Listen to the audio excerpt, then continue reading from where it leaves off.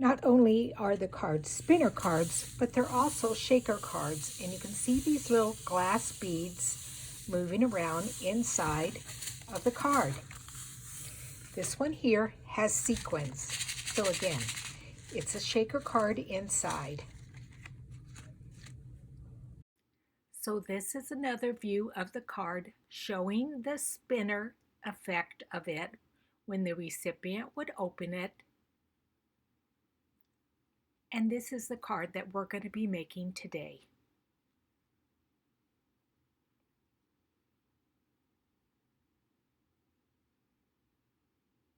Now I have used the birds and branches, both stamp and die set.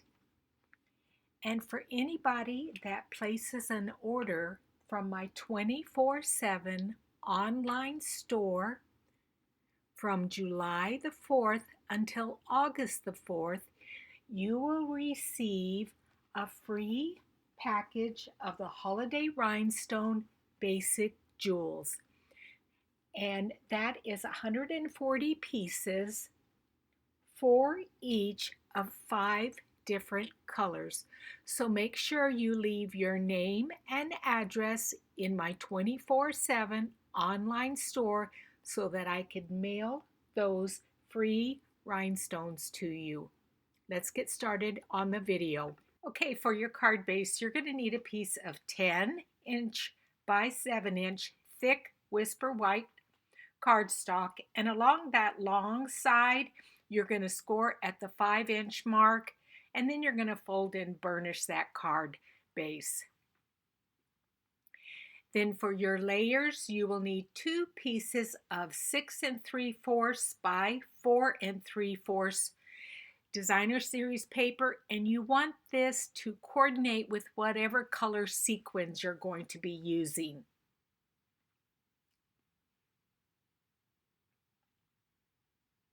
Then you're going to need 1 piece of solid cardstock, and this is Rococo Rose, and again it is the same 6 3/4 by 4 3/4. That's going to go on the inside of your base.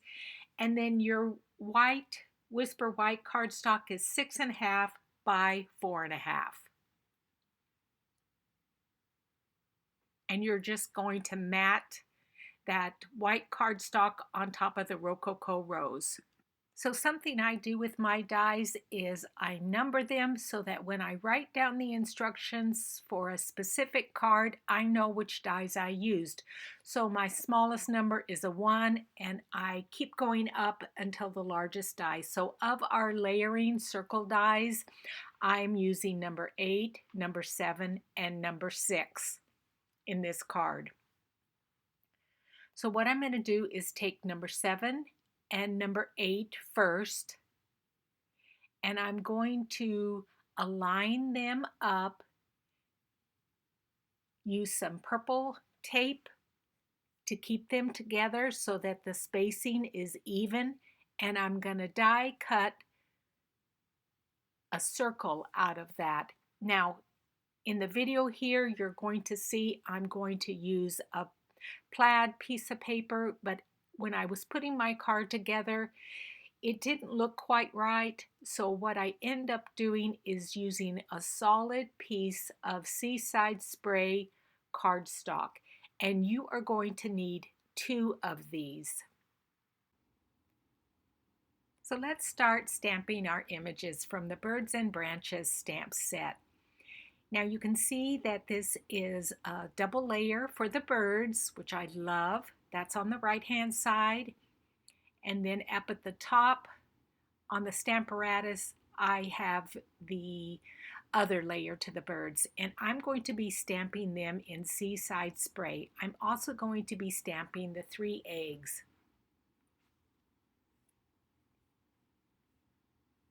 And that's just a piece of Whisper White cardstock. So I'm going to ink up my stamps and just stamp it 1 time for that first layer, and then I will stamp it twice for the top layer. And that's just so that my birds are a little bit darker and you can see a little bit more dimension in their wings and their eyes and such.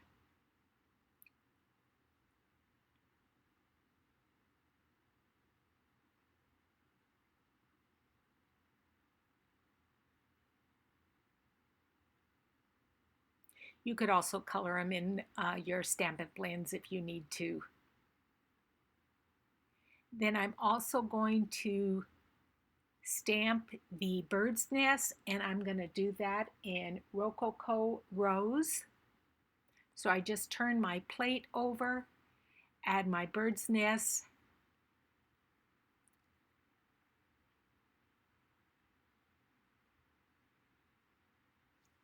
and stamp that one time.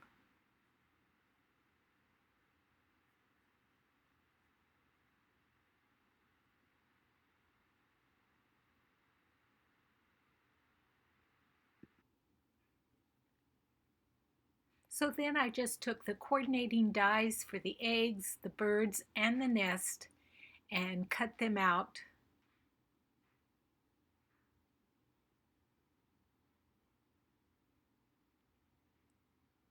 Then I also cut out the branch and two of those birds that are a little bit more detailed because I'm going to use just the feet of those birds.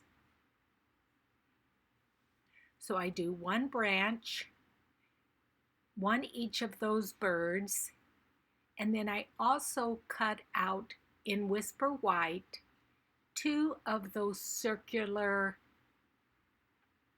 die cuts.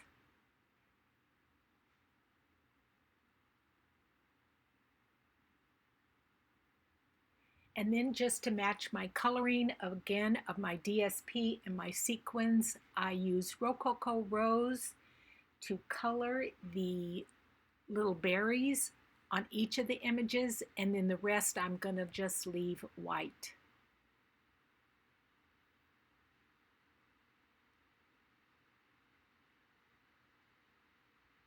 Now, as you look at the dies, you see that there are dies for little feet, and I stamp them with basic gray ink, but then I had a lot of difficulty lining up the die. So that's why I decided instead to die cut those other birds.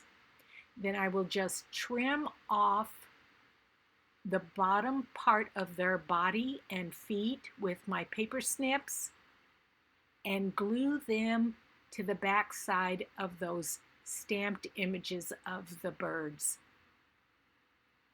So then they'll have nice little white feet. So you're going to just add some liquid glue to the top of their body, that lower body, and then attach it to the bottom of the die cut and colored bird. I'm filming this on the 4th of July, so I hope everybody has a great 4th of July and it's nice and safe. This video will go up on YouTube on July the 6th, though. Those little birds, I think they're so cute. Now I took some Nuvo crystal drops, the color's called Silver Lining, and I just added a small little dot to where their eyes would be, and it made them stand out just a little bit. And I used the silver because I used the metallic thread around the nest, so it kind of coordinates. Then I'm just going to set those aside to dry.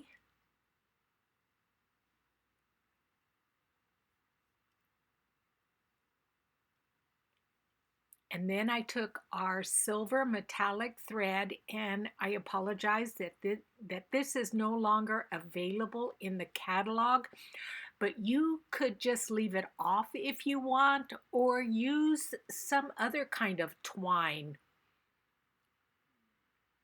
I just kind of wanted to use this up. So I just took some Scotch tape, taped the end of it to the back of the nest, and then just kept twisting it around in different directions.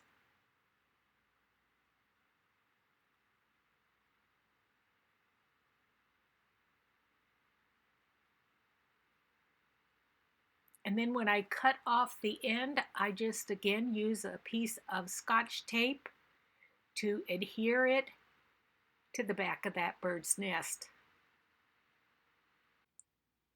I think that metallic silver thread helps that nest stand out a little bit more. I think a burlap twine would look pretty also.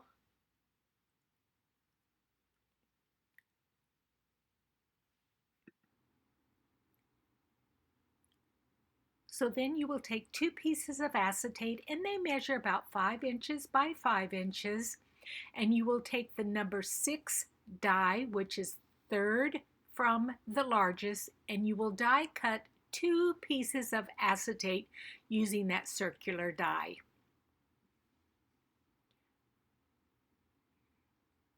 And then as I lay it behind that piece of Whisper White cardstock that I've die cut, I realized that the back of the berries probably should be colored, and that will make it look better because both of those circular pieces will not line up exactly. So as you look at them through the card, you don't want to see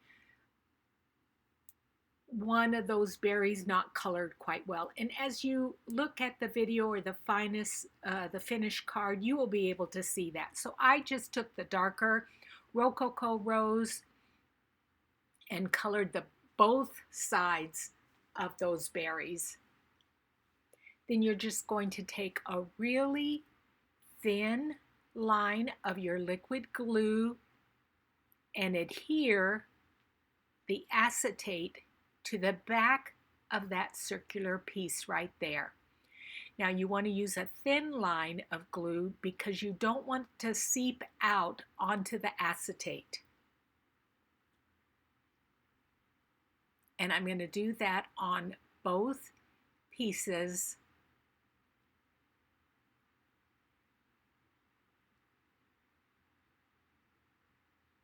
And then set it down and let it dry.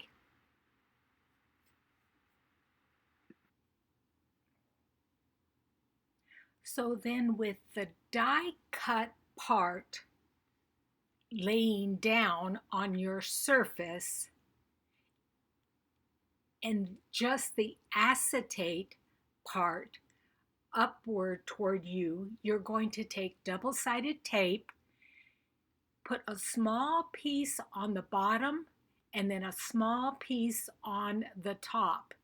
And you want to make sure the orientation of that die cut piece is the way you want it. So I want the die cut piece to look like it's up and down. So I would take the release paper off the top section, take a piece of my fishing wire, and you want to leave probably, I don't know, maybe 2 inches or so, 2 to 3 inches up over the top of that die cut piece as a little tail. Stick it on top of the double-sided tape, then take another piece of double-sided tape and lay it over the top.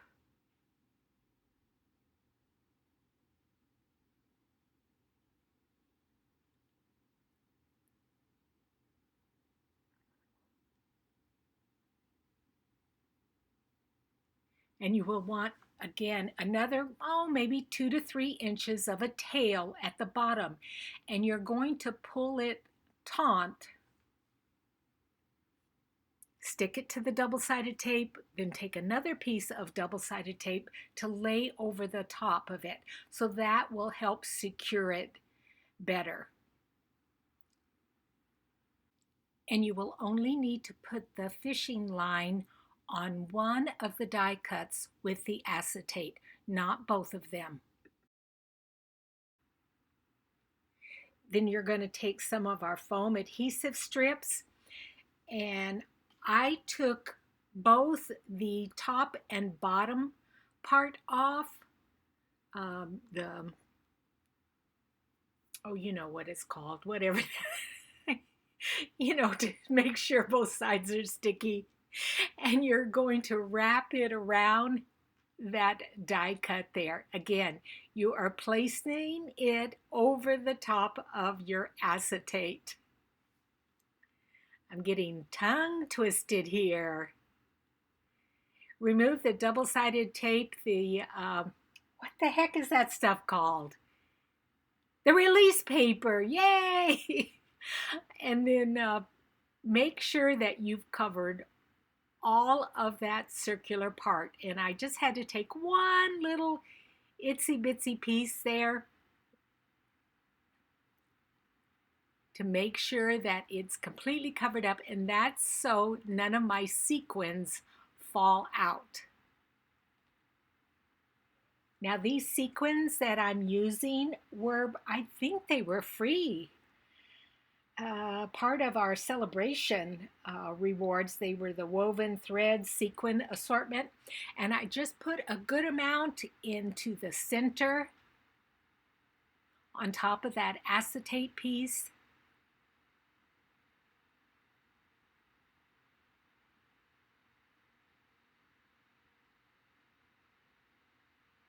Very pretty colors. I like that they're iridescent also.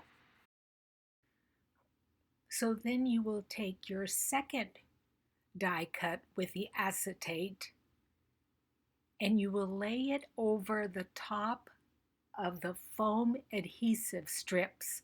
So you see how on the left hand side they are both fairly open areas. So even though they don't match up exactly, they're fairly close. And you just want to press the adhesive to both sides really well so that none of the sequins fall out. Then you're going to take your piece of 6 3/4 by 4 3/4 designer series paper and you're going to glue it to the front of your card base. Then you're going to set that aside and let it dry for just a minute. So you can see that's the front of my card base. Then I'm going to take the number 7 die, which is second from the largest, and I realize there it won't go through my Gemini, so I have to bring in my large Big Shot, and I'm going to cut out a circle on just the front of the card, and I have freeze framed right there so you can see where it is cut out. I also put in a picture of the finished card so you could see where you would cut out. So then to put in my spinner mechanism, I added double-sided tape to both the top and bottom of the inside top part of the card, as you can see there.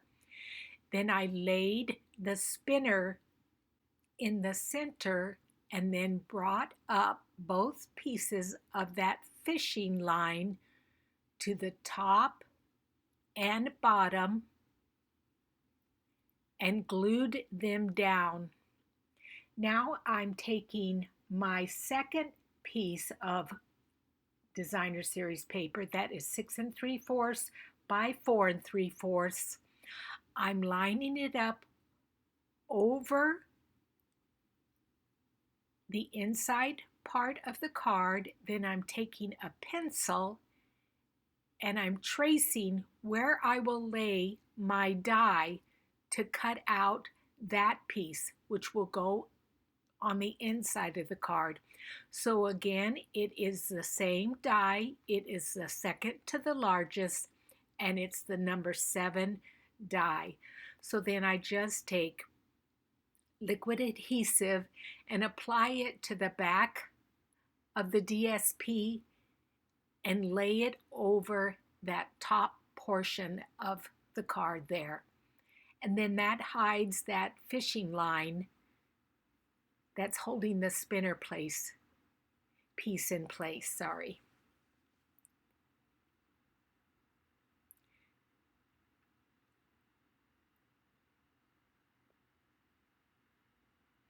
And I'm still not quite sure about that plaid piece. I just don't like it. I think it takes away from the design. So I decide to just go ahead and adhere the inside panels, which again is Rococo Rose, and it's 6 3/4 by 4 3/4. And then the Whisper White is 6.5 by 4.5. And I just lay that in the inside, leaving a nice little border on both sides of the inside of the card. And then all you would have to do is twist the little mechanism like I'm doing there. When your recipient receives the card and opens it up, it will spin like that. So then, like I said, I'm not quite sure about that plaid, so I do end up going ahead and die cutting Seaside Spray cardstock to frame around the spinner part. So now I'm going to glue those down, then finish decorating the card. I will put it on high speed and add some music for your enjoyment and get back to you toward the end of the video.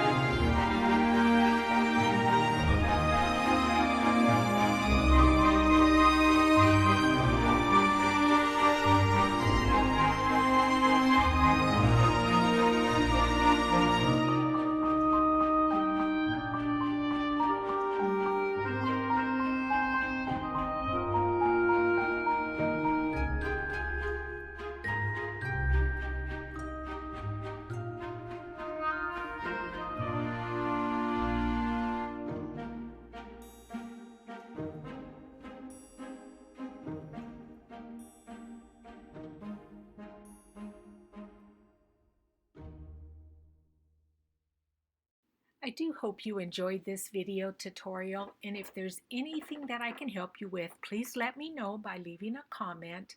Don't forget about my free gift this month. It is the Holiday Rhinestone Basic Jewels, which is 140 pieces, 5 colors each of the rhinestones, and I will send those to you in the mail with any order that is placed at my online store. So you will make sure that you leave your name and address so I can mail that to you. Again, thank you for joining me, and I appreciate each and every one of my subscribers, and I hope you have a wonderful day, and I will see you guys again next Monday. Bye.